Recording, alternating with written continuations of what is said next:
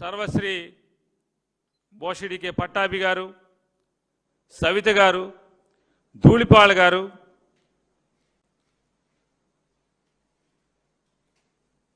MP Kalisetti గారు, అలాగే minister Satyamurthy గారు, ఇలాంటి వాళ్ళందరినీ కూడా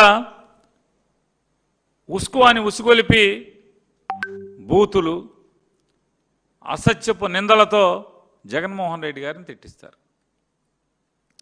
తిట్టించడమే కాకుండా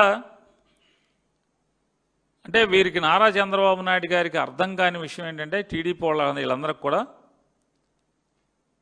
జగన్మోహన్ రెడ్డి గారిని గేలి చేస్తున్నాము, జగన్మోహన్ రెడ్డి గారిని మావిగన్ పేరుతో ట్రోల్ చేస్తున్నామని చెప్పని సంబరపడ్డారు. కానీ 2 రోజులు అంటే 48 గంటలు తిరిగేప్పటికీ వీళ్ళ సంబరం వల్ల తద్దినానికి దిగొచ్చింది. జగన్మోహన్ రెడ్డి గారు చెప్పినటువంటి ప్రతిపాదన అమరావతి అనేది ఈ రాష్ట్రానికి, రాష్ట్ర ప్రజలకి ఒక భయంకరమైన గుదిబండగా మారుతుంది. చంద్రబాబు నాయుడు గారి యొక్క అంతులేని అవినీతితో, అనాలోచితంతో ఈ రాష్ట్రం సర్వనాశనం అయిపోతుంది. రాజధాని పేరుతో ఈ రాష్ట్రాన్ని భూస్థాపితం చేసేటువంటి కార్యక్రమాన్ని, ప్రణాళికని చంద్రబాబు నాయుడు రచిస్తున్నాడని చెప్పని జగన్మోహన్ రెడ్డి గారు చెప్తే ఆయన ఎవరో R&B మినిస్టర్ గారు చెప్పాడు, నల్లమలలో పెట్టుకుంటాం. నల్లమలలో ఏదైతే పులులు సంచరించే చోట చిన్న చిన్న కమతాల్లో ఉన్నటువంటి షెడ్యూల్డ్ ట్రైబ్ జాతుల అంటే అక్కడ నివాసం ఉన్నటువంటి మారుమూల అటవీ ప్రాంతంలో నివసిస్తున్న వారికి దగ్గర నుంచి, లేదా అరకు, పాడేరు, ఒరిస్సా బోర్డర్లో ఉన్నటువంటి అతి సామాన్య రైతాంగానికి కూడా జగన్మోహన్ రెడ్డి గారి యొక్క ఈ ఆలోచన అంటే రాష్ట్రానికి రాజధాని అనేది ఒక సిరి సంపదల తొలతూగేటువంటి రాజధానిగా ఉండాలి తప్పితే ఈ రాష్ట్రాన్ని, రాష్ట్ర ప్రజల్ని దివాళా తీయించేటువంటి రాజధానిగా ఉండటం కరెక్టా? అంటే ఆంధ్రప్రదేశ్ రాష్ట్రానికి రాజధాని అనేది ఈ రాష్ట్రాన్ని, రాష్ట్ర ప్రజల్ని అప్పుల ఊబిలో పాతరేసేదే అయి ఉండాలా? లేదా ఈ రాష్ట్రాన్ని, రాష్ట్ర ప్రజలకి సిరి సంపదలను ఇచ్చేటువంటి ఒక పంటలాగా, ఒక చేనులాగా, ఒక ధాన్యాగారంగా, ఒక ఖజానాగా మారాలా అనేది, అంటే ఏదైతే బాగుంటుంది అనేది ఇవాళ రాష్ట్ర ప్రజలందరూ కూడా ఆలోచించే పరిస్థితి వచ్చింది. సంతోషం, మీరే ఈ జగన్మోహన్ రెడ్డి గారి యొక్క ప్రతిపాదనని అద్భుతంగా తీసుకెళ్లారు ప్రజల్లోకి. మీరు హేళనతో, మీరు జగన్మోహన్ రెడ్డి గారిని కించపరుస్తూనో చేసినటువంటి గొప్ప కార్యక్రమం. తెలుగుదేశం పార్టీ అంటే ఎన్టీ రామారావు గారిని కుప్పకూల్చిన తర్వాత మళ్ళీ ఏమన్నా అంటే వాళ్ళు కుప్పకూల్చి ఆ రోజు చేసినటువంటి తప్పుడు పని ఎలా చేయగడుక్కున్నట్టు నాకు అనిపిస్తుంది. ఏంటంటే ఈ మావిగన్ అనే ప్రతిపాదనని ప్రజల్లోకి పెద్దగా తీసుకెళ్ళి ఆ పాపాన్ని కడుక్కునే ప్రయత్నం చేసినట్టు అనిపించింది.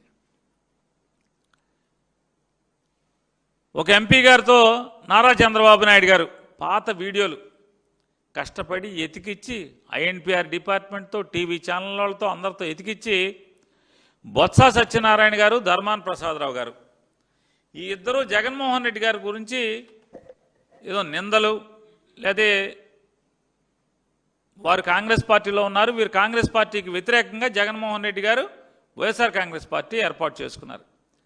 వారిద్దరూ మంత్రులుగా ఉండి, కాంగ్రెస్ పార్టీలో మంత్రులుగా ఉండి వాళ్ళిద్దరూ జగన్మోహన్ రెడ్డి గారికి వ్యతిరేకంగా మాట్లాడారంట. వాటిని చూపించి ఇదిగో చూడండి ఇదిగో చూడండి అని చెప్పి చంకలు గుద్దుకుంటున్నాడు ఒక ఎంపీ గారు. ఆ ఎంపీ గారు మళ్ళీ ప్రెస్ మీట్ పెట్టండి, నేను వీడియోలు పంపిస్తాను, నేను పంపించే వీడియోలతో కూడా ఒకటి పెట్టండి. బూతు బంట్రోతులాగా చంద్రబాబు నాయుడు గారు ఏది రాసిస్తే ఏది చూపిస్తే అది చూపించినంత మాత్రాన ప్రజలు అమాయకులు కాదు, ప్రజల విచక్షణ లేని వాళ్ళు కాదు చంద్రబాబు నాయుడు గారు.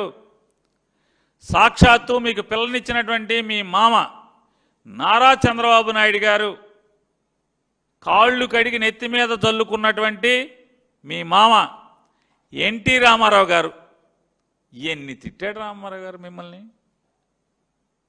చంద్రబాబు గారు రామారావు గారు తిట్టి తిట్టకుండా ఎన్ని తిట్టారు మిమ్మల్ని.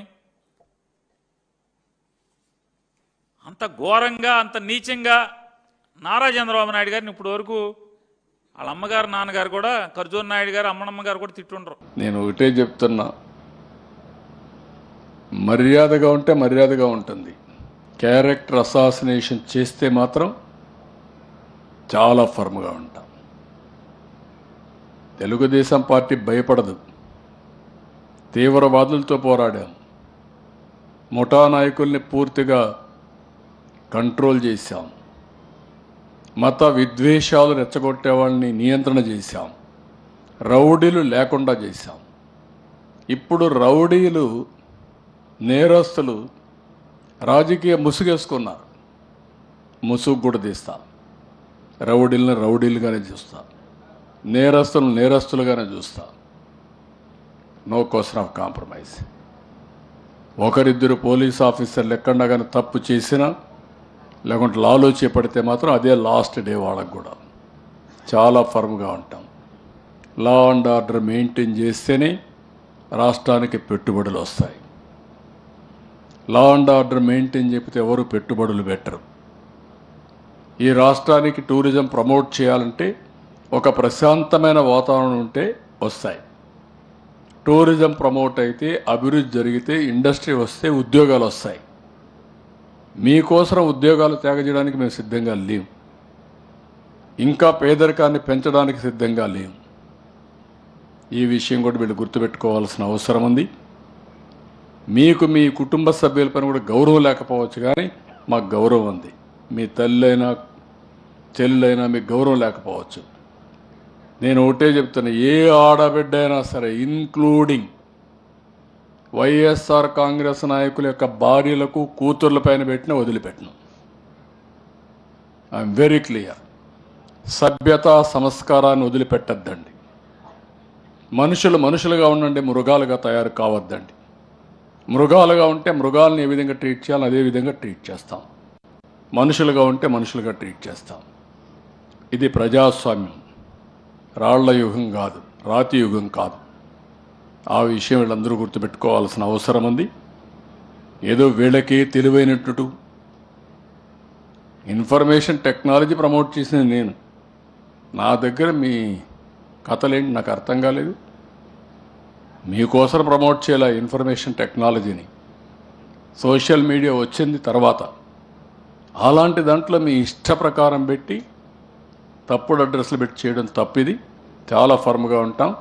ఎవరైనా అలాంటి ధోరణిలో ఉంటే బీ కేర్ఫుల్, మానుకోండి. ఒట్టొట్టి అడుపులు అరిస్తే కుదరదు. And I'm very clear on that.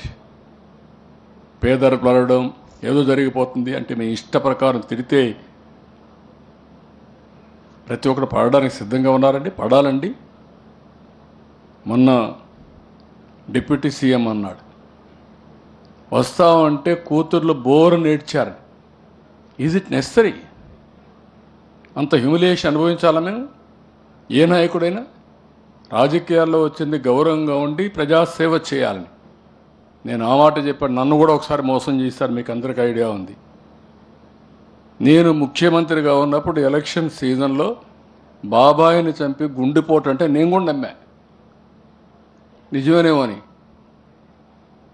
అది ఆ సాక్షి పేపర్లో వేసి తర్వాత గుండెపోటు కాదు గొడ్డలి వేటు అని తెలిస్తే సాయంత్రానికి తెల్లవారి మళ్ళీ ఆ పేపర్లో నారాసుర రక్త చరిత్రని సానుభూతి సంపాదిస్తారా మీరు? నేను ఆ రోజు లోపలేసుంటే ఏమైంది అందరినీ? అదే నేను చేసిన తప్పు. అది నా మంచితనం. ఆ మంచితనాన్ని దుర్వినియోగం చేయాలనుకుంటున్నారు. కబద్దార్, జాగ్రత్తగా ఉండండి. ఎవరిని వదిలిపెట్టం. తప్పును తప్పుగా చూస్తాం. తప్పు చేసిన వాళ్ళు మాత్రం శిక్షించి తీరుతాం, పనిష్ చేసి తీరుతాం. ఎవడైనా ఈ రాష్ట్రంలో తమాషా అనుకుంటే మాత్రం నో తమాషా. అలాంటి గుర్తుపెట్టుకోమని హెచ్చరిస్తాను.